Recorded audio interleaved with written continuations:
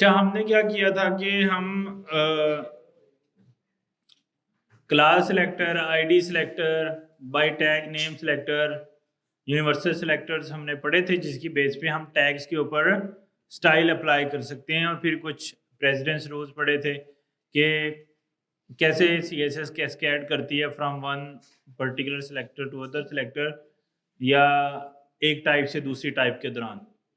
अच्छा, अभी हम फोकस कर रहे हैं, लेट्स सपोज हम कोई भी सिलेक्टर पकड़ लेते हैं, क्लास सिलेक्टर या कोई आईडी सिलेक्टर, तो हम क्या देते हैं, may be heading class selector ले लेते हैं और ये हमने एक ब्लॉक बना लिया। हमने डिस्कस किया था कि CSS जो है ना वो ब्लॉक्स में डिफाइन करेंगे, ताकि एक पर्टिकुलर ब्लॉक हम मल्टीपल टैग्स पे अप्लाई कर सकते हैं या किसी एक पर्टिकुलर टैग पे अप्लाई कर सकें। अगर ये ब्लॉक ना बनाए, यानी कि कर्ली ब्रेसेस या कोई डिब्बा ना बनाए जिसके अंदर CSS लिखेंगे, तो क्या होगा कि सब CSS सब टैग पे अप्लाई हो जाएगी। सपोज अगर कोई भी सिलेक्टर ना हो और मैं प्रॉपर्टीज लिखता जाऊं, तो CSS के कैसे पता लगेगा कि कौन सी प्रॉपर्टी किस टैग पे अप्लाई करनी है। तो इसलिए हमने ये छोटा सा सिंटेक्स बनाया था कि हम ये कर्ली ब्रेसेस से बॉक्स बनाएंगे और इससे पहले हम सिलेक्टर लिखेंगे।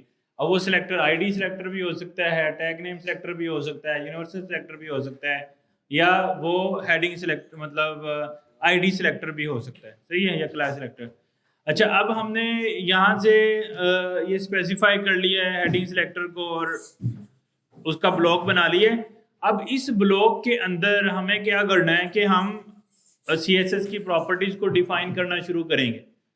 अच्छा, जो पहली प्रॉपर्टी हमने डिफाइन की थी, दैट इज कॉल्ड, हम बैकग्राउंड कलर से शुरू कर लेते हैं, that is called background colour. और उसके अंदर हमने कोई भी कलर अप्लाई किया था, that is called may be aqua colour हमने इसमें दे दिया, वाइट दे सकते हैं, ब्लैक दे सकते हैं, रेड दे सकते हैं, ताकि आप लोग अंडरस्टैंड कर लें, ठीक है।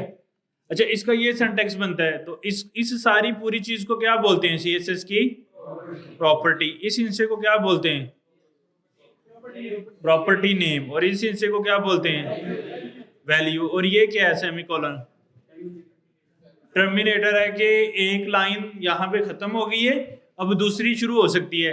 क्या एक टर्मिनेटर के बाद हम दूसरी लाइन भी उसके सामने ही लिख सकते हैं या नहीं लिख सकते हैं? लॉजिकली हम नहीं लिखेंगे, क्योंकि हम चाहते हैं कि हर लाइन CSS की अगली लाइन में लिखें, बट टेक्निकली अगर हम कंप्यूटर की दुनिया में देखें कि उसको समझ आती है या नहीं, तो उसको समझ में आती है कि हम एक लाइन में चीज़ें लिख सकते हैं, बट हमें सेमीकोलन दरमियान में ऐड करने हैं। तो इतनी सबको समझ आ गई थी ना। अच्छा, अब हमारा टारगेट ये है कि ये बैकग्राउंड कलर की एक प्रॉपर्टी है। हमने एक और चीज़ डिस्कस की थी कि जो CSS की प्रॉपर्टी का नेम है, उसका अगर तो वो सिंगल वर्ड वाला नेम होगा तो वही आ जाएगा। अगर मल्टीपल वर्ड्स हैं उसके एक नाम में, तो क्या होगा कि दरमियान में हाइफन आ जाएगा। एक वर्ड आएगा, फिर हाइफन आएगी, फिर वर्ड आएगा, फिर हाइफन। अगर 4 नेम है तो कितने हाइफन आएंगे, 3 आएंगे। तो ये एक स्टैंडर्ड है। जिस तरह हमने प्रॉपर्टी नेम कोलन वैल्यू का स्टैंडर्ड सीख लिया है, इसी तरह CSS की प्रॉपर्टी के नेम का भी एक स्टैंडर्ड है। और स्टैंडर्ड वो क्या है कि हम हाइफन डालते जाएंगे वर्ड के दरमियान, सही है। अच्छा, अब ये एक CSS की प्रॉपर्टी का नाम है, that is called background colour. ये करता क्या है, हमने इसको देखा था, ये किसी भी टैग के बैकग्राउंड में कलर डाल देता है। अच्छा, ये कितने चीज में कलर डालता है, जितनी जगह का या जितनी लोकेशन उस पर्टिकुलर टैग के पास होती है, उतनी लोकेशन पे ये बैकग्राउंड कलर डाल देता है। मतलब जितनी जगह का जो ओनरशिप है उस टैग की, उतना बैकग्राउंड कलर चेंज हो जाता है। ये बाय डिफॉल्ट डेफिनेशन है बैकग्राउंड कलर की। ऐसे ही है ना कि हम किसी भी टैग का बैकग्राउंड कलर चेंज करना चाहते हैं, हम कह सकते हैं बैकग्राउंड कलर कॉलन उसकी वैल्यू। अच्छा, इसके नेम की सबको समझ आ गई है, ये क्या करता है, ये बैकग्राउंड के ऊपर कलर डाल देता है। कौन सा कलर डालना है, जो कलर हम राइट साइड पे डिफाइन करेंगे। अब राइट साइड पे कौन सा कलर डिफाइन करेंगे, अब इसके ऊपर हम आ जाते हैं कि ये जो वैल्यू है, ये जो मैंने वैल्यू दी है, देखो प्रॉपर्टी का नाम तो सेम ही रहेगा। अच्छा, CSS के अंदर नॉर्मली हम एक से ज्यादा प्रॉपर्टीज लगाएंगे, लेकिन हर प्रॉपर्टी का एक मतलब होगा। जैसे बैकग्राउंड कलर की प्रॉपर्टी का क्या मतलब है, बैकग्राउंड का कलर चेंज करना, ये बैकग्राउंड की प्रॉपर्टी का मतलब है, ये डेफिनेशन है उसकी। अब नेम की एक डेफिनेशन है जो हमें समझ ली है हमने। अब उसकी जो वैल्यू है, नेम तो चेंज नहीं होगा, नेम तो फिक्स ही रहेगा, लेकिन जो इसकी वैल्यू है ये चेंजेबल है, मतलब ये रेड हो सकती है, ग्रीन हो सकती है, ब्लू, और इसमें एक लॉन्ग लिस्ट है कि जो इसकी वैल्यूज के अंदर चीजें आ सकती हैं। लेकिन क्वेश्चन ये है कि इसमें कौन कौन सी ऐसी वैल्यूज हैं, हम देखो अभी मैंने 2-3 पढ़ाई आपको पता लग गया, लेकिन अब आपका क्वेश्चन ये हो सकता है कि ये मतलब इसको हम अंडरस्टैंड कैसे करें। जैसे देखो नेम को अंडरस्टैंड कर लिया, सिलेक्टर को अंडरस्टैंड कर लिया, कर्ली ब्रेसेस को अंडरस्टैंड कर लिया कि ब्लॉक बनाना है, क्यों बनाना है मतलब समझ लिया, सिलेक्टर क्यों लगाना है मीनिंग समझ में आ रहा है, प्रॉपर्टी का नाम क्या कर रहा है ये भी समझ में आ रहा है। अब इसकी पॉसिबल वैल्यूज क्या हो सकती है इसका हमें नहीं पता, ऐसे ही है या नहीं? आपको पता है कि इसकी पॉसिबल वैल्यूज क्या हो सकती हैं? नहीं। अब इसकी पॉसिबल वैल्यू का हमें कोई एल्गोरिथम बनाना पड़ेगा ताकि ये पॉसिबल वैल्यू क्या हो सकती है और कितनी हो सकती है ये हम अंदाजा लगा लें। अब ये सारी की सारी हम लगा के तो नहीं देख सकते क्योंकि इसकी क्वांटिटी बहुत ज्यादा है, लेकिन स्टिल हम इसको डिफाइन कर सकते हैं कि इसके अंदर इसकी रेंज कैसे बन रही है और वो कैसे चीजें चलती हैं। सही है।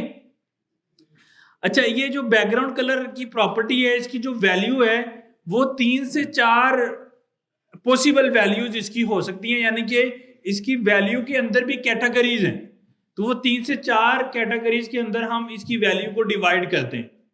अच्छा, एक इसकी वैल्यू है जो हम अभी मोस्टली यूज कर रहे हैं, that is called value by name. Value by name, value by name क्या होता है कि हम जो वैल्यू दे रहे हैं उस वैल्यू को नेम की शक्ल में दे रहे हैं। उस वैल्यू को देखो मैंने यहां पे क्या लिखा है, रेड, तो ये जो मैंने रेड लिखा है ये एक्चुअली क्या है, वैल्यू का नेम है, just like red.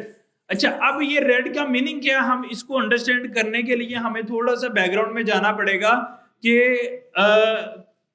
Background colour का मतलब है कि कलर। अब हमें कलर की डेफिनेशन को समझना पड़ेगा, फिर हम इसकी वैल्यू को समझ पाएंगे कि ये रेड का क्या मतलब है। सही है। अच्छा, नॉर्मली आईटी में या ओवरऑल जितने भी कलर्स हैं वो 3 कलर से मिलके बनते हैं, मतलब दुनिया में जितने कलर एग्जिस्ट करते हैं वो कॉम्बिनेशन है 3 कलर्स के। वो कौन कौन से होते हैं? Red, green, blue, RGB, red, green, blue. ये 3 कलर से मिलके दुनिया के सारे कलर्स बनते हैं। समझ आ गई कि दुनिया में जितने कलर्स एग्जिस्ट करते हैं वो इन 3 कलर का मजमू है। कौन कौन से? रेड, ग्रीन और ब्लू। अच्छा, अब हमें अगर कोई भी कलर प्रोड्यूस करना है ना तो हमें 3 कलर को मिक्स करना है, फिर हम एक कलर निकाल सकते हैं, एक कलर बनता है। सही है। मतलब अगर आपके पास एक रेड कलर हो, एक ग्रीन कलर हो, एक ब्लू कलर हो, आप उससे व्हाइट कलर बना सकते हो, उसी से आप ब्लैक कलर बना सकते हो, उसी से आप येलो कलर बना सकते हो, उसी से ऑरेंज कलर बना सकते हो, उसी से बहुत सारे डिफरेंट कलर्स बना सकते हो, अपनी मर्जी का जो भी कलर आपको चाहिए। अगर आप घर में भी इवन कोई कलर करना चाहते हो तो आप 3 कलर अगर ले आए ना तो उनकी कॉम्बिनेशन से आप कोई भी कलर बना के उसको कर सकते हैं। अब कौन सा कलर बनेगा ये कैसे डिपेंड करता है कौन से कलर को हम कितनी क्वांटिटी में डाल रहे हैं। लाइक अगर आप रेड ज्यादा डाल रहे हो और ग्रीन और ब्लू थोड़ा डाल रहे हो तो कलर कुछ और बनेगा। आप रेड कम डाल रहे हो, ग्रीन ज्यादा डाल रहे हो तो और कोई कलर बनेगा, ब्लू ज्यादा डाल रहे हो तो और कोई चीज डाल रहे हो तो उसका कलर बिल्कुल डिफरेंट बनेगा। अच्छा, अब जिस तरह रियल वर्ल्ड में हम कलर्स को मिक्स करके कलर प्रोड्यूस कर सकते हैं, तो CSS की जो प्रॉपर्टी है बैकग्राउंड कलर, इसके अंदर भी जो मेन फार्मूला चलता है डेट इज कॉल्ड RGB। ये नेमिंग शेमिंग इसको समझ नहीं आते कंप्यूटर को। कंप्यूटर की जुबान में रेड कुछ भी नहीं है। कंप्यूटर की जुबान के अंदर every colour is RGB colour, red, green और ब्लू। ये हमें समझ आ गई बात कि every colour is RGB colour, red, green और ब्लू। अच्छा, अब हम उस RGB की वैल्यूज को देखते हुए हम अपनी मर्जी से कोई भी कलर प्रोड्यूस कर सकते हैं। हम कोई भी कलर प्रोड्यूस कर सकते हैं। वो कैसे करने हैं? हमारे पास एक वर्ड है RGB और उसके अंदर ये 3, यानी कि समझो कि ये कुछ, मैं इसको खत्म कर दूं, मैंने RGB वर्ड लिखा और मैंने पैरेंथेसिस डाली। इसका मतलब क्या है? इसका मतलब ये है कि मैं CSS को बोल रहा हूं कि मैं एक कलर अप्लाई करना चाहता हूं, एक कलर क्रिएट करना चाहता हूं अपनी मर्जी से, जिसके अंदर पहली वैल्यू रेड होगी, दूसरी वैल्यू ग्रीन होगी और तीसरी वैल्यू। अब वो जो वैल्यूज है ना, मैं ये छोटी ब्रैकेट में तुम्हें दूंगा, यानी कि RGB लिख के आगे मैंने क्या लगा दिया, ब्रैकेट्स लगा दिया, पैरेंथेसिस लगा दी। इसको हम ब्रैकेट्स, इन ब्रैकेट को हम कर्ली ब्रेसेस कहते हैं, इन ब्रैकेट को हम पैरेंथेसिस बोलते हैं। तो ये क्या है हमारे लिए, पैरेंथेसिस है, और ये क्या है, कर्ली ब्रेसेस। तो मैं क्या कह रहा हूं कि मेरे पास बैकग्राउंड कलर है और उसकी जो वैल्यू है वो क्या है, RGB की पैरेंथेसिस, RGB की पैरेंथेसिस है। अच्छा, अब मैं ये बोल रहा हूं कंप्यूटर को कि तुमने एक RGB कलर प्रोड्यूस करना है, किस बेस पे करना है, जो वैल्यू मैं तुम्हें दूंगा, जो वैल्यू में, अब मैंने इसको वैल्यू दे दी 0000। अच्छा, RGB के अंदर अगर हम सारे कलर की 00 वैल्यू सेट करें ना, मिनिमम वैल्यू सेट करें, तो ऑटोमेटिकली एक कलर निकल के आता है, that is called black colour, that is called black colour. अब इसकी मर्जी से मैं कोई भी कलर जनरेट कर सकता, मे बी मैं इसको देता हूँ 40, इसको दे देता हूँ 100, इसको दे देता हूँ मे बी 30, तो एक कलर निकल के आएगा, देखो ग्रीन का मिक्सचर। क्यों? क्योंकि सेकंड पे कौन सा वैल्यू थी, ग्रीन, तो ग्रीन को मैंने सबसे ज्यादा दिया, इसलिए ज्यादा ये ग्रीनिश साइड की शेड निकल के आ रही है, ग्रीनिश साइड की शेड निकल के आ रही है। तो नॉर्मली हमें CSS कहती है कि बैकग्राउंड कलर की जो वैल्यू है वो RGB और पैरेंथेसिस के अंदर कॉमा सेपरेटेड वैल्यूज आप खुद मिला के देंगे, उससे एक वैल्यू जनरेट होगी, उससे एक वैल्यू जनरेट होगी जो कंप्यूटर वो वाला कलर आपके बैकग्राउंड के ऊपर अप्लाई करेगा। तो कंप्यूटर की जुबान में रेड मतलब वैल्यू बाय नेम कुछ भी नहीं होता है, कंप्यूटर की जुबान में आपको RGB कलर ही देना होता है, यानी कि कुछ वैल्यूज 3 देनी होती हैं, उसकी बेस पे कंप्यूटर नया कलर प्रोड्यूस करता है जो भी आप वैल्यू देते हो। इतनी बात सबको क्लियर है? अच्छा, लेकिन नॉर्मली ये हम अपनी मर्जी से कोई भी वैल्यू का कोई भी कलर प्रोड्यूस कर लेंगे। मे बी मैं यहाँ पे 100 करता हूं तो एक कलर प्रोड्यूस हो रहा है कोई ब्लैकिश की शेड का, सही है। इसी तरह मैं इनकी वैल्यू को किसी को 200 करूंगा तो कोई डिफरेंट कलर प्रोड्यूस हो जाएगा। अब देखें ये कोई ब्लू की शेड के अंदर जो है ना वो कलर प्रोड्यूस हो रहा है, सही है। तो आइडिया ये है कि आपने अगर कोई भी कलर प्रोड्यूस करना है तो आप RGB के अंदर कॉमा सेपरेटेड वो वाले नंबर्स दोगे तो वो उससे कलर बन जाएगा। लेकिन क्वेश्चन ये है कि ठीक है, इससे मुझे कलर समझ में आ रहा है, बन जाएगा। अब इसकी लोअर रेंज और अपर रेंज क्या है, मतलब मैं कहां से शुरू कर सकता हूं और कहां पे जा सकता हूं। अच्छा, इसकी लोअर रेंज है इन RGB वैल्यूज की कंप्यूटर की दुनिया में 0 से ये शुरू होते हैं 255 तक जाते हैं, 0 से शुरू होते हैं और 255 तक जाते हैं, यानी कि तीनों वैल्यूज के अंदर आप या 0 से लेके 255 की रेंज में कोई भी वैल्यू देंगे उतने कलर कॉम्बिनेशन आप निकाल सकेंगे। या समझो कि कितने आप टोटल कलर वेरिएशंस प्रोड्यूस कर सकते हो। इससे आप तीनों वैल्यूज को 00 भी रख सकते हो और तीनों वैल्यू की मैक्स वैल्यू 255 भी रख सकते हो। अगर आप तीनों को 0000 रखोगे लेट्स सपोज, तो उससे कलर प्रोड्यूस होगा, दैट इज कॉल्ड ब्लैक। अगर 255 करें तो क्या आएगा, व्हाइट कलर प्रोड्यूस हो जाएगा। ये बाय डिफॉल्ट इस तरह से चलता है, और इनके दरमियान कोई वेरिएशन रखोगे तो डिफरेंट कलर प्रोड्यूस हो जाएगा। तो बैकग्राउंड कलर की जो वैल्यू है वो किस पे डिपेंड करती है, RGB पे, RGB पैरेंथेसिस पे। अब उसकी रेंज क्या रहती है, 0 to 255, 0 to 255 ये उसकी रेंज रहती है। तो इतनी मर्जी के आप कलर प्रोड्यूस कर सकते हो। अच्छा, ये जो बैकग्राउंड कलर की प्रॉपर्टी में हमने वैल्यू दी है यूजिंग RGB, ये इस प्रॉपर्टी को वैल्यू देने की एक कैटेगरी है कि आप इसको RGB की शक्ल में ही प्रॉपर्टी को वैल्यू दे सकते हैं। अब सेकंड इसकी जो प्रॉपर्टी को वैल्यू देने की जो सेकंड कैटेगरी है that is called value bye colour name, value bye. अच्छा, ये क्या डेफिनेशन है।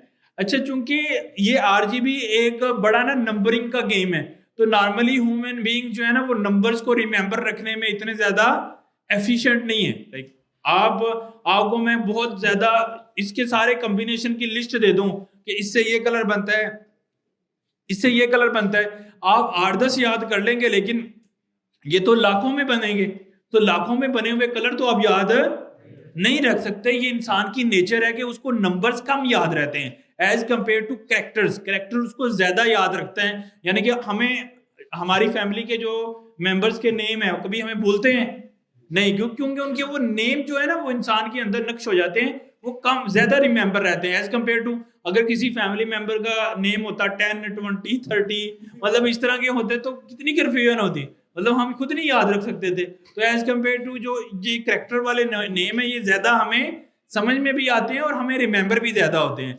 इसलिए चूंकि ये डेफिनेशन ज्यादा रिमेंबरेबल थी तो हमें कंप्यूटर के अंदर उन्होंने क्या कहा कि हम आरजीबी के ना कुछ वैल्यूज को इस्तेमाल करते हुए सीएसएस के लिए ना हम बाय नेम कलर जनरेट कर देते हैं और उसकी बैकग्राउंड के ऊपर आरजीबी वो खुद से कैलकुलेट कर लेगा और उनको हम बोलते हैं नाउन कलर्स। नाउन कलर मतलब जो फेमस कलर है ना, जो जाने वाले कलर हैं, आई थिंक उसकी तादाद 147 के करीब है जो सीएसएस ने बाय नेम जनरेट किए हुए। लेकिन आप देखो कि सिर्फ 140 आपने कोई ऐसी कलर शेड अप्लाई कर दी है जो 147 कलर के साथ नहीं पूरी हो रही, तो फिर आप क्या करोगे? फिर हम आरजीबी से कस्टम कलर प्रोड्यूस करेंगे। But most of the cases में हम बाय नेम भी पूरे कर लेंगे, यानी कि जो फेमस कलर है ना वो 147 के करीब है। अब अगर तो आपको वो नेम याद में आ रहा है, उस नेम को यहाँ पे लिखो और वो कलर आपको सीएसएस में मिल रहा है तो आप अप्लाई कर दो। अगर आपको नहीं मिल रहा तो आप फिर क्या कर लोगे? आरजीबी वैल्यू से अपनी मर्जी का कोई भी कलर जनरेट कर सकते हो, अपनी मर्जी का कोई भी कलर जनरेट कर सकते हो। इतनी बात समझ आ गई है? कोई इशू यहां तक? तो हमें दो पढ़ लिया, लाइक हम आरजीबी के साथ अपनी मर्जी का कलर दे सकते हैं या हम बाय नेम, जैसे लाइक रेड है, ब्लू है, मे बी येलो है, उसके बाद कुछ भी मतलब येलो ग्रीन, इस तरह के काफी ज्यादा नेम जो है ना वो बने हुए हैं और ये कोई 147 के करीब है, मैंने कहीं पढ़ा था। इससे कम ज्यादा भी हो सकते हैं बट इतने भी हम याद नहीं रख सकते ना।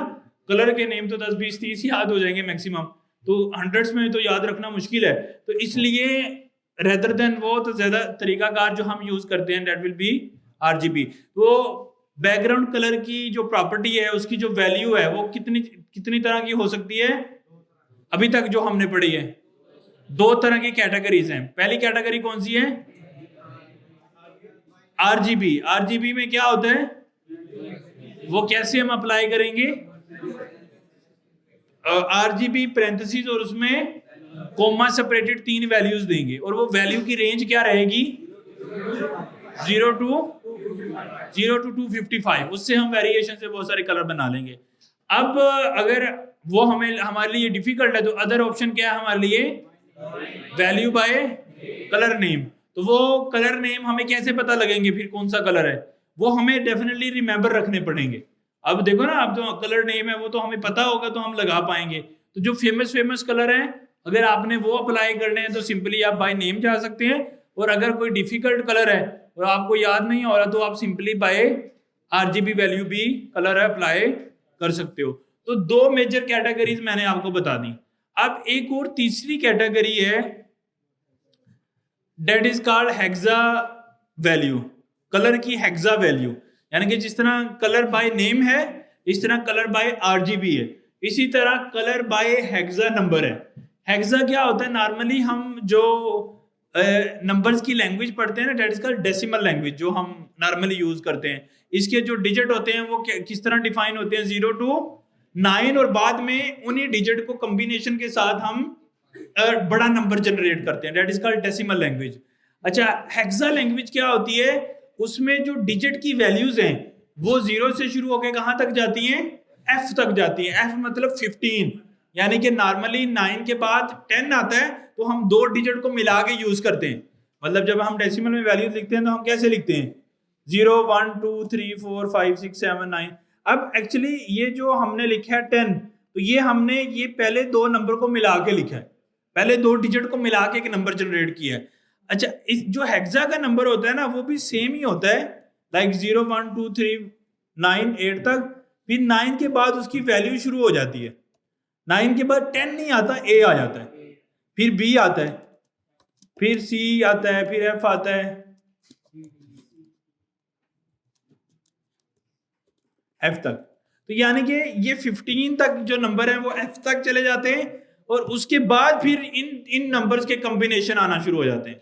लाइक जैसे ये 10 के बाद अगर हमें 10 जनरेट करना है तो हमें 2 डिजिट को मिला के लिखना है। तो इसी तरह हेक्सा लैंग्वेज के अंदर भी यही होता है कि अगर F के बाद, अगर यानी कि 15 के बाद कोई नंबर डिफाइन करना है तो आप 2 नंबर को मिला के या 2 डिजिट को मिला के कोई भी नया डिजिट जनरेट करोगे। सही है, तो इसको हम हेक्सा लैंग्वेज बोलते हैं। ये हमारी डेसिमल लैंग्वेज है जो नॉर्मली हम अभी यूज करते हैं। अच्छा, अब जिस तरह हम आरजीबी वैल्यू दे पा रहे हैं थ्रू डेसिमल लैंग्वेज, इसी तरह हम आरजीबी वैल्यू दे पाते हैं हेक्सा लैंग्वेज के अंदर। यानी कि अगर आपने कलर कोई भी डिफाइन करना है तो आप आरजीबी वैल्यू चाहे डेसिमल वैल्यू में दे लो या फिर, अच्छा अब इनमें फर्क क्या है? अगर ये तो कलर नेम हो गया, ये मैं यहीं पे डिफाइन रहने देता हूं। फिर हमने आरजीबी वैल्यू दी थी, आरजीबी वैल्यू उसमें हमने कोई भी वैल्यू रखी, ठीक है, ये कलर प्रोड्यूस हो गया हमारे पास आरजीबी से। अब हेक्सा में हम कैसे ये चीज डिफाइन करते हैं? हेक्सा में डिफाइन करने के लिए हम क्या करते हैं, बैकग्राउंड कलर,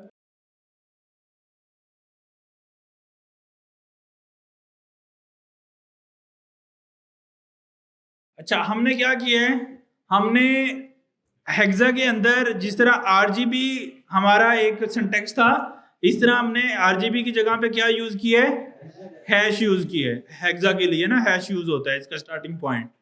इसका मतलब यह है कि मैं जो आरजीबी वैल्यू आपको देना चाह रहा हूं वो मैं हेक्सा की सूरत में देना चाह रहा हूं, डेसिमल की सूरत में नहीं देना चाह रहा। अब इसके पहले जो 2 कैरेक्टर हैं ये रिप्रेजेंट कर रहे हैं रेड वैल्यू को और आर को रिप्रेजेंट कर रहे हैं। उसके दरमियान वाले 2 जो हैं वो किसको रिप्रेजेंट कर रहे हैं, ग्रीन वैल्यू को, और एंड वाले 2 ब्लू वैल्यू को। अच्छा, अब इसकी एंड वैल्यू क्या हो सकती है, मतलब मैक्सिमम डेसिमल में क्या वैल्यू है, एफ, तो हम इसकी मैक्सिमम वैल्यू दे सकते हैं एफ, और स्टार्टिंग वैल्यू क्या दे सकते हैं, 0। तो हम अगर सारे एफ एफ एफ कर देंगे तो क्या होगा, वाइट नंबर जनरेट हो जाएगा क्योंकि टॉप वैल्यू है ना। और अगर हम सारे 0 0 कर देंगे तो क्या हो जाएगा, तो ब्लैक नंबर जनरेट हो जाएगा। और अगर मैं इसके दरमियान वेरिएशन करना चाह रहा हूं तो आप 0 0 पहला यानी कि रेड को आपने 0 0 कर दिया, ग्रीन को एफ एफ कर दिया, बीच में अगर आपने मे बी 10 रखना है, 10 की वैल्यू को हम किस तरह रिप्रेजेंट करते हैं, ए से, तो ये कलर बन गया। नहीं गिनती नहीं, जरूरी नहीं है, आप गिनती नहीं है, ये एक्चुअली हेक्साडेसिमल के डिजिट हैं। तो हेक्साडेसिमल के डिजिट मैंने बताए हैं ना कहां से कहां तक होते हैं। हाँ, तो आप 0 to 9 देन ABCDEF यहां तक, तो आप शुरू में FF करके फिर दरमियान वाली वैल्यू 0 रख लो, मे बी 3 4 2 4 कर लो और AA कर लो, आपकी मर्जी है। यानी कि 2 डिजिट रेड को रिप्रेजेंट कर रहे हैं, 2 डिजिट ग्रीन को रिप्रेजेंट कर रहे हैं, 2 डिजिट ब्लू को रिप्रेजेंट कर रहे हैं। और इस सारे सिंटेक्स को हम क्या बोलते हैं, हेक्साडेसिमल। क्या बोलते हैं, हेक्साडेसिमल। तो समझ आ गई हमारे पास।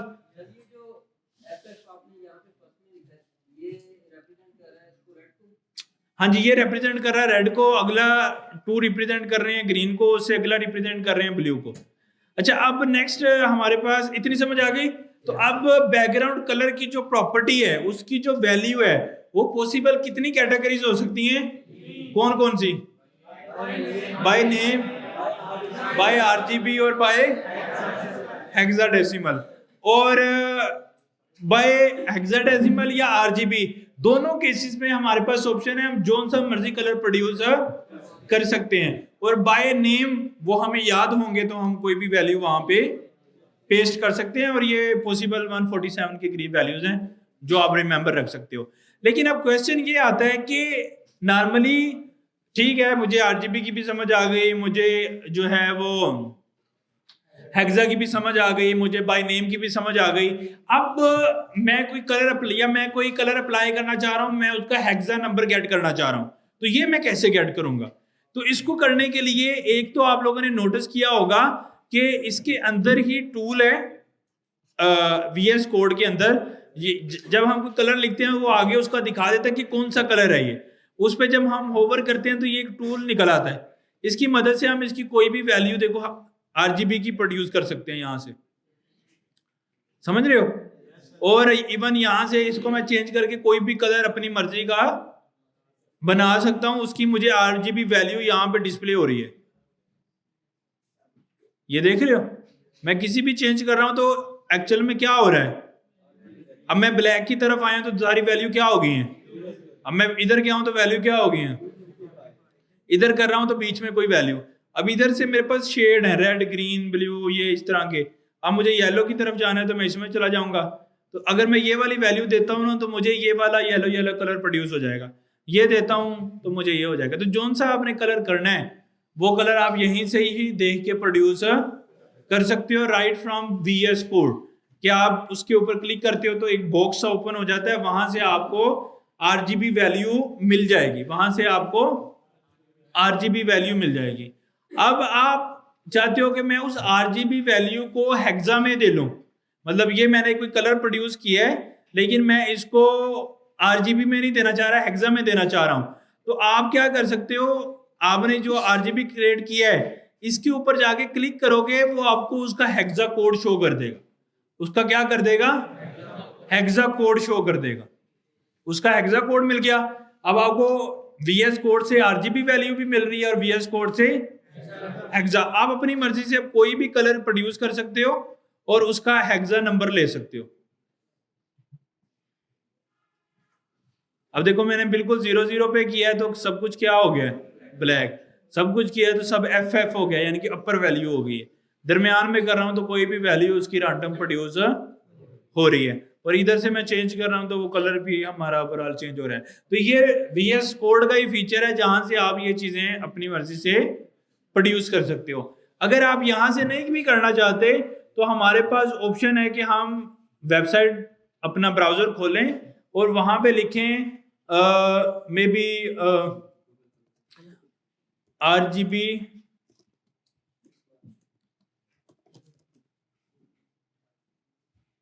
यहां पे आपको डिफरेंट कलर पिकर मिल जाएंगे। कलर पिकर,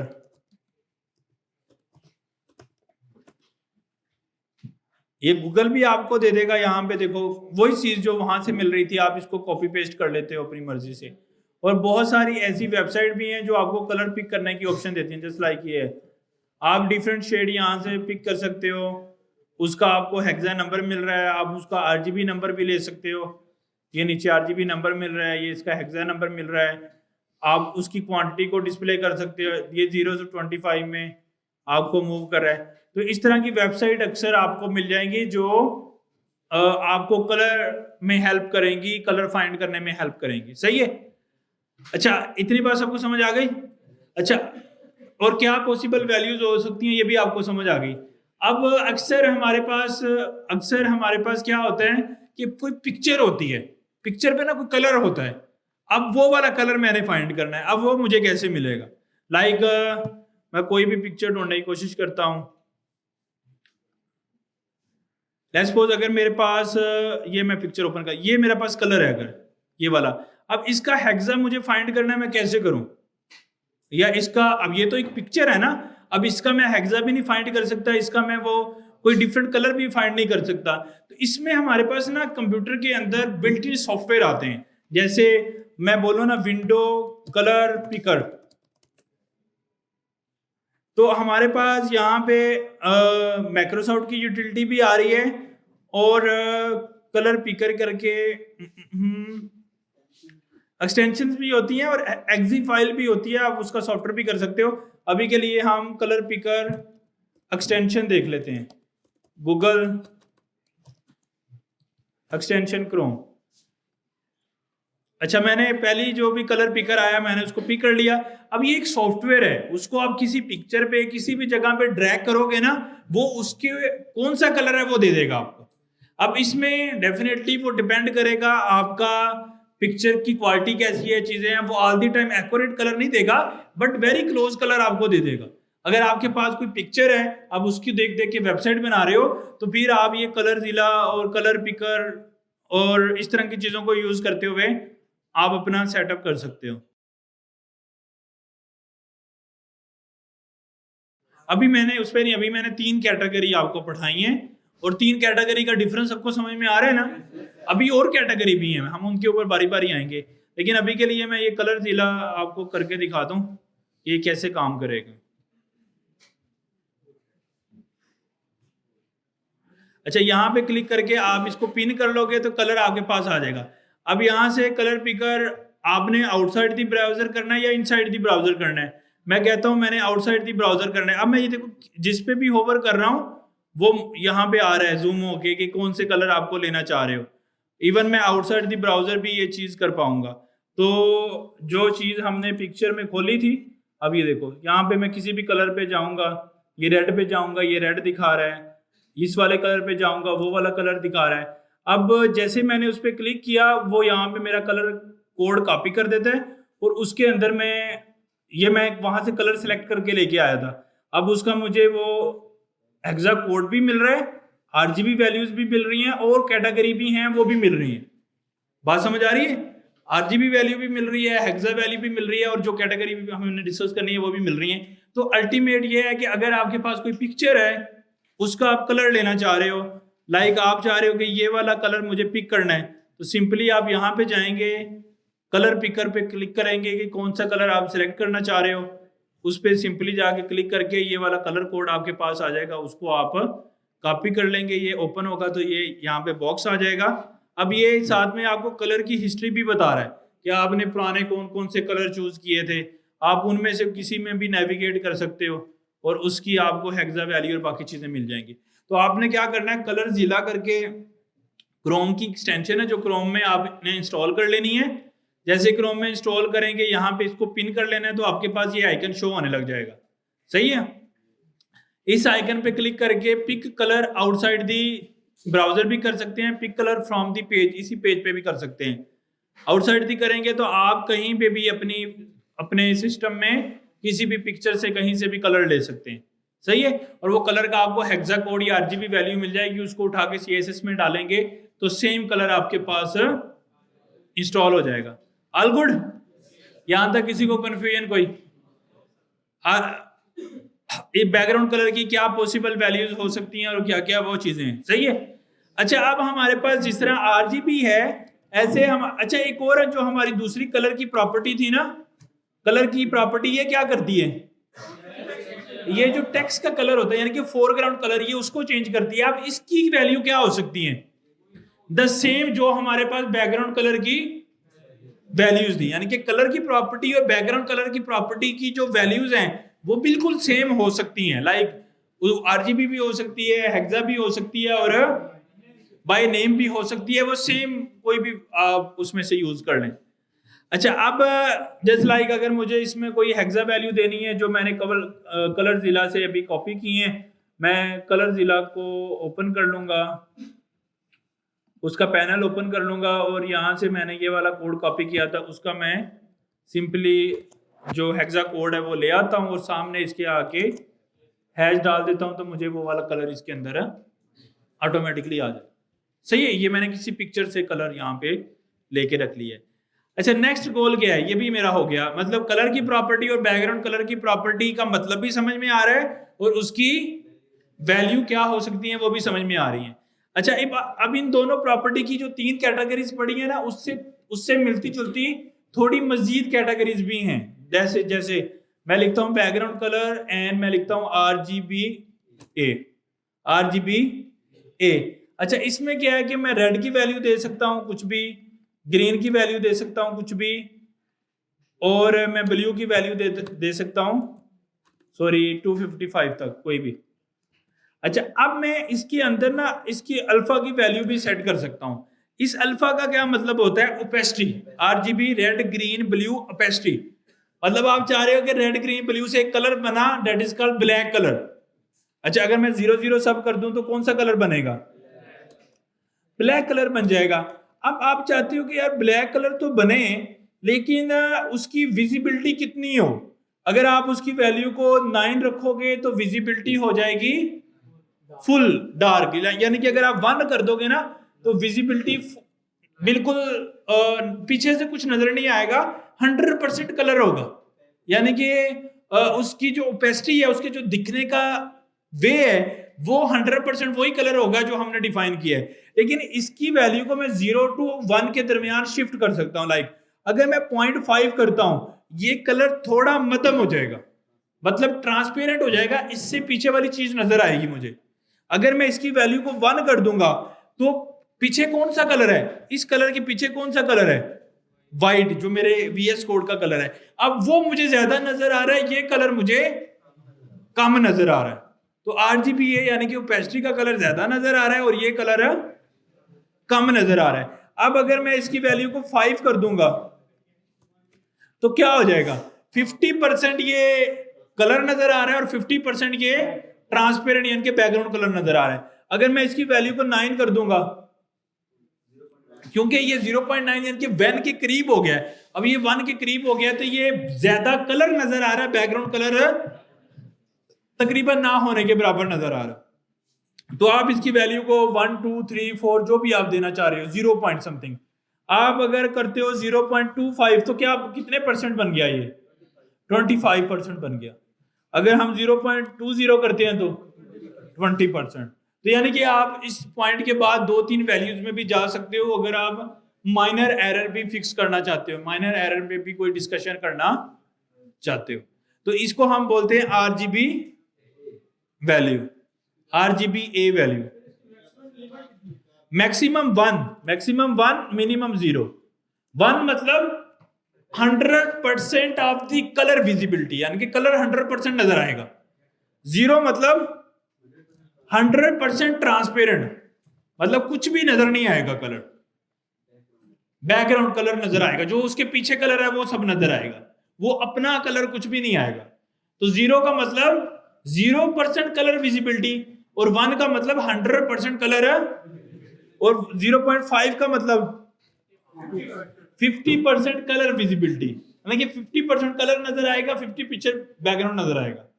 तो आप 0 to 1 तक जा सकते हैं, ये इसकी मिनिमम और मैक्सिमम वैल्यूज हैं। बात समझ आ गई? इतनी किसी को कंफ्यूजन हो कि हमारे पास सॉरी ये वैल्यू क्या है, हेक्सा RGB, फिर हेक्सा RGBA वैल्यू, जिससे हम अपनी ओपेसिटी को कंट्रोल कर सकते हैं, यानी कि अल्फा वैल्यू सेट कर सकते हैं कि वो कलर कितना विजिबल हो। इस चीज को अगर मुझे डिफाइन करना है तो हम इसकी वैल्यू को यहाँ पे डिफाइन कर सकते हैं। सही है? हाँ, ये एक अच्छा इंटरेस्टिंग क्वेश्चन है कि अगर हमारे पास अगर RGB और hexa it's pretty much same, it's not, यानी कि दो कलर्स नहीं है। अच्छा, ये ऐसा क्यों है? क्योंकि ना देखो, अगर आप यहां पे देखो ना, इस कलर में कोई कैलकुलेशन नहीं हो रही है, we are giving the exact values. अगर यहां पे देखो तो हम क्या कर रहे हैं, RGB यूज करके पैरेंथेसिस यूज कर रहे हैं जो कि कंपाइल हो रही है। अच्छा, अब चूंकि कंप्यूटर की जो CSS एक सिस्टम है जहां पे हम कलर यूज कर सकते हैं, लेकिन कंप्यूटर में बहुत सारी जगह पे कलर यूज होते हैं। मतलब जो विंडोज हैं उनके जो फोल्डर के कलर हैं, जब हम कोई फाइल बनाते हैं, VS कोड, मतलब सॉफ्टवेयर में, OS में, बहुत जगह पे डिफरेंट कलर्स रहते हैं। अच्छा, हर जगह पे इसकी को कैलकुलेट करके कलर बनाना हर सॉफ्टवेयर सपोर्ट नहीं करता है।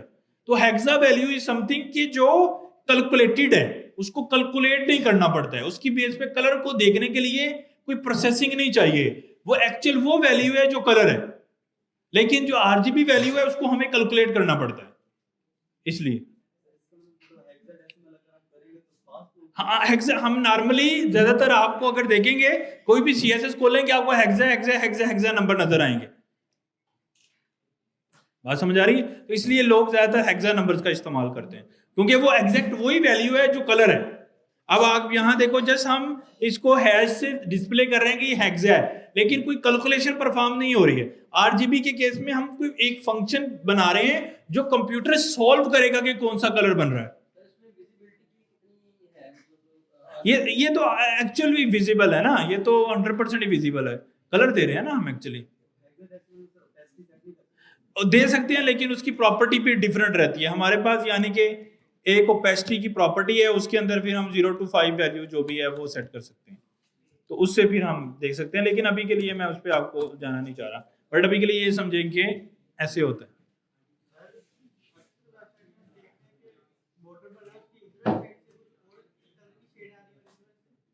हाँ, वो हमने जनरेट करने होते हैं, यानी कि कलर शेड्स जो है ना, नॉर्मली जो कलर के कॉम्बिनेशन है वो हम जनरेट करते हैं कि नॉर्मली अभी तो हमने ये सीखा है बैकग्राउंड कलर का मतलब ये है, ये बैकग्राउंड अप्लाई कर दो पूरे डिव का, मतलब जो एक टैग पे हम इसको अप्लाई कर रहे हो उसके 100% पे ये कलर लगा दो, ऐसे सीखा है ना। अच्छा, फिर हमारे पास ये ऑप्शन होगी कि हम बता सकेंगे कि ये जो टैग है इसकी राइट साइड पे ये कलर करो, लेफ्ट साइड पे ये कलर करो, इस साइड पे ये कलर करो, इस साइड पे ये कलर करो। हम एक ही पर्टिकुलर ब्लॉक को या एक पर्टिकुलर टैग को, एक पर्टिकुलर कंटेंट को मल्टीपल कलर्स भी दे सकते हैं। अभी मैंने दिखाया कि हम एक कलर दे रहे हैं, लेकिन हमारे पास ऐसे फंक्शंस हैं, जिस तरह आरजीबी एक फंक्शन है, हमारे पास ऐसे फंक्शंस हैं जो जिसके अंदर हम कलर ही मल्टीपल दे सकते हैं। जब हम कलर मल्टीपल देते हैं तो वो फिर हम डिफाइन करते हैं कि कौन सा कलर किस साइड पे ज्यादा नजर आएगा, तो उससे क्या होगा, एक शेड बन जाता है। फिर मैं आपको कहूँ कि राइट साइड से लेके 50% तक ये कलर आएगा, लेफ्ट साइड से 30% तक ये कलर आएगा, बॉटम से 10% तक ये कलर आएगा, टॉप से 5% तक ये कलर आएगा। तो अब मैंने मल्टीपल सिनेरियोज उसको बता दिए ना, तो उससे एक कलर बन गया, दैट इज कॉल्ड ग्रेडियंट। सही है। तो उसका जिस तरह आरजीबी एक फंक्शन है ना जो कैलकुलेट करता है, इसी तरह हमारे पास ग्रेडियंट भी एक फंक्शन है जो ये चीज को कैलकुलेट करता है कि अगर मैंने इसको कैसे वैल्यूज देनी है। जिस तरह हम आरजीबी में वैल्यू दे रहे हैं, ऐसे हमने ग्रेडियंट क्रिएट कर सकते हैं। उसके अंदर ये देखो अब इसमें हमने क्या किया, लीनियर वैल्यू क्या है, लेफ्ट मतलब हमने जो वैल्यू है वो देनी है, लेफ्ट टू कितना देना है, टॉप कितना देना है, वो सारी चीजें। लेकिन मैं अभी के लिए आपको इन मतलब ज्यादा कम्प्लेक्सिटी में नहीं लेके जाना चाह रहा कि कैसे होता है। लेकिन वो जिस तरह आरजीबी एक फंक्शन है, इस तरह ग्रेडियंट एक फंक्शन है जिसमें हम मल्टीपल कलर दे सकते हैं और साथ में बता सकते हैं कि कौन सी पोजीशन किस कलर की कहां से अप्लाई होगी। सही है। तो उससे फिर हमारा एक मल्टीपल कलर एक ही डिप पे अप्लाई हो सकते हैं। All good. अच्छा, एक और जिस तरह हमारे पास आरजीबीए है, इस तरह अक्सर आप लोग देखोगे बहुत कम, that is called HSL, hue saturation brightness. Hue saturation और ब्राइटनेस, इसका मतलब क्या है, ह्यू क्या है कि ये एक एंगल है जो 0 से लेके 360 तक घूमता है, जो 0 से लेके 360 तक घूमता है। फिर उसके अंदर हम सैचुरेशन अप्लाई करते हैं। सैचुरेशन मतलब कि उसकी शार्पनेस, कि वो कितना नजर आएगा। अच्छा, मैं आपको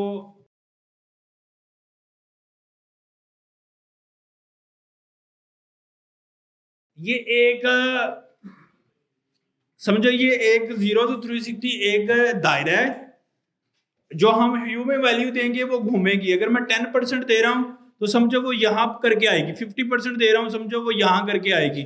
अगर सॉरी उसको उसकी वैल्यू मैं 0 दे रहा हूं या 10 डिग्री दे रहा हूं, अगर मैं 160 डिग्री दे रहा हूं तो कहां करके आएगी, हाफ पे आएगी। अगर मैं 100 डिग्री दे रहा हूं तो वो तकरीबन यहां करके आएगी। तो वो जितनी वैल्यू दूंगा तो वो वाला कलर वो उठाएगा, उसको हम बोल रहे हैं ह्यू के, वो उस पर्टिकुलर डायमंड से एक वैल्यू उठा लेगा। अच्छा, फिर सैचुरेशन क्या है कि वो कितना शार्प होगा, मतलब वो कितना अट्रैक्टिव होगा, कितनी उसकी वैल्यू प्रोमिनेंट होगी, उसकी वैल्यू को कम ज्यादा कर सकते हैं, इंटेंसिटी जिसको बोलते हैं। अच्छा, फिर तीसरा क्या था, लाइटनेस, कि जैसे हम उसको लाइट रखना चाह रहे हैं, यानी कि वो मतलब फुल भारी नजर आएगा वेट में या लाइट नजर आएगा। जितनी कम वैल्यू होगी वो उतना कम नजर आएगा, जितना ज्यादा वैल्यू होगी उतना वो हैवी नजर आएगा। इट्स प्रीटी मच कॉम्प्लेक्स, मतलब इसको अंडरस्टैंड करना थोड़ा कम्प्लेक्स है, इसलिए हम इसको बहुत मिनिमम यूज करते हैं। कंप्यूटर की दुनिया का बड़ा सिंपल सा फार्मूला है, वो चीज जो इजी टू यूज हो और इजी टू रीड हो, हमेशा उसको इस्तेमाल करते हैं एज कंपेयर टू वो ऑप्शन जो कम्प्लेक्स टू अंडरस्टैंड हो। तो अब इसको अंडरस्टैंड करना प्रीटी मच कम्प्लेक्स है, बट स्टिल ऑप्शन अवेलेबल है तो हम उसकी वैल्यू को सेट कर सकते हैं। यानी कि हम इसकी वैल्यू को डिग्री सेट कर सकते हैं, ये 34 डिग्री होगा। इसकी वैल्यू की सैचुरेशन सेट कर सकते हैं, ये 10 डिग्री ये ब्राइटनेस होगी। लाइटनेस सेट कर सकते हैं कि इतना जो है वो वैल्यू होगी, तो इससे एक कलर प्रोड्यूस होके आ जाएगा। ये एक्चुअली 34 से घूम रही है बात। अगर मैं 0 रखूंगा तो कोई और कलर अप्लाई होगा, अगर मैं 100 रखूंगा तो कोई और कलर अप्लाई होगा, 200 ऐसे 360 तक हम इसकी वैल्यू को घुमा सकते हैं। नहीं, आउटपुट तो ये आ रही है ना, जो मेरे साथ कलर है, ये तो बैकग्राउंड पे तो कलर ही होना है ना, यहाँ पे आउटपुट नहीं नजर आ रही, ये कलर प्रोड्यूस हो रहा है एक्चुअल में। हाँ वो है, उसके लिए हम क्या कर सकते हैं, बैकग्राउंड कलर HSLA, और उसके अंदर ह्यू भी देनी है, सैचुरेशन भी देनी है, लाइटनेस भी देनी है, और साथ में अल्फा वैल्यू भी देनी है कि आपने इसको कितना ओपेसिटी कितनी रखनी है, यानी कि बैकग्राउंड कलर नजर आए या ना आए। जो ये लाइटनेस है ना, ये कलर इटसेल्फ लाइट है या डार्क है। जो अल्फा है ये है कि बैकग्राउंड कलर नजर आएगा या नहीं। अगर कलर बिल्कुल भी लाइट हो और आपकी अल्फा वैल्यू 1 है तो मतलब पीछे से कुछ नजर नहीं आएगा।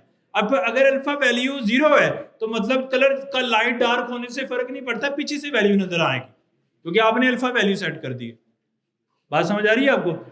तो हमारे पास कितनी कैटेगरी के कलर हो गए हैं? फिर 4 से ज्यादा ही हो गए हैं वैसे। बाय नेम, टैग नेम,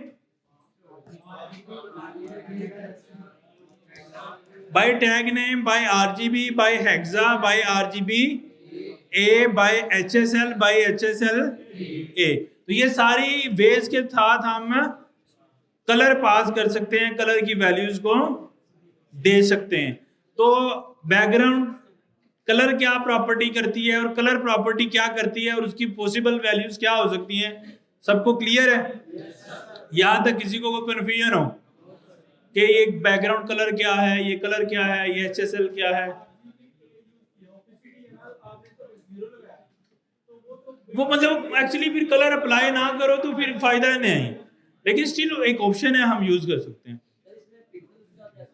नहीं वो नहीं है इसमें, ये जस्ट नंबर्स हैं, वैल्यूज हैं। All good? कलर में किसी का कोई क्वेश्चन हो? Hexa is the most useful way to add colours in this CSS। User friendly भी है, इजी टू अंडरस्टैंड भी है, और ज्यादातर वो यूज होता है। अगर आप बने बनाए प्रोजेक्ट देखोगे तो सबसे ज्यादा आपको हेक्सा वैल्यू नजर आएगी, सबसे कम वैल्यू HSLA नजर आएगी, दूसरे नंबर पे RGB आएगी, और तीसरे नंबर पे बाय नेम हम बहुत कम यूज करते हैं क्योंकि बाय नेम तो कलर मतलब ऐसे कोई कलर हम वेबसाइट्स में लगाते ही नहीं है जो बड़े कॉमन से हों। हम तो कलर हमेशा वो लगाते हैं जो यूनिक हो, ताकि हमारा ब्रांड डिफरेंट नजर आए, यानी कि हमारी वेबसाइट दूसरी की वेबसाइट से अलग नजर आनी चाहिए। तो ऐसा करने के लिए यूनिक कलर का इस्तेमाल किया जाता है। और कलर का कौन बताएगा? जो वेबसाइट को डिजाइन करेगा, डिजाइनर, वो जो कलर बताएगा वही कलर हम यहाँ पे उठा के लगा देंगे।